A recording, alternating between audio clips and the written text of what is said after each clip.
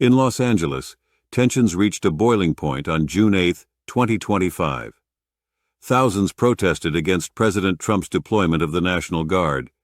This action sparked anger among residents, leading to violent clashes in the city. Protesters took to the streets, blocking freeways and causing chaos. Demonstrations escalated into confrontations as police used tear gas and rubber bullets. A key location was the Metropolitan Detention Center, where immigrant detainees were brought recently. The police declared an unlawful assembly attempting to disperse the crowd. The full details are all next. Just another quick call to action.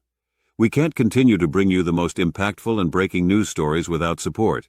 We greatly appreciate your engagement with our channel, and to make it the best experience and help us grow, please be sure to subscribe, like, comment, and share.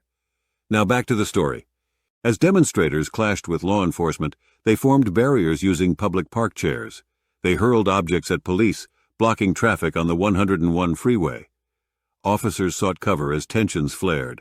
This was not an isolated incident. It was the third day of protests against Trump's aggressive immigration policies.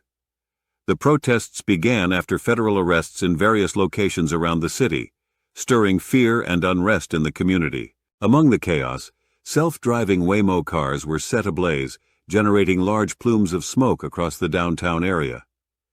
The police declared another unlawful assembly, shutting down multiple blocks. Governor Gavin Newsom criticized Trump, viewing the National Guard's presence as a breach of state sovereignty.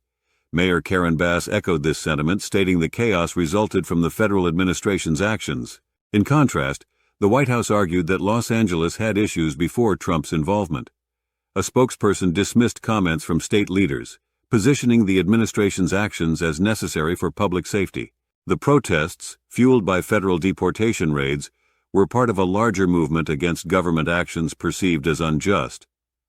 Activists aimed to block Border Patrol vehicles, demanding an end to aggressive immigration tactics. Over 100 arrests were reported in the preceding week. Historically, the deployment of the National Guard without a governor's request is rare.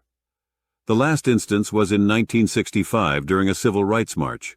Trump's actions marked a significant departure from this precedent. In response to the unrest, President Trump asserted that violent people wouldn't evade justice. He justified the National Guard's deployment under the premise of protecting national authority. This legal backing highlighted the administration's readiness to quell disturbances.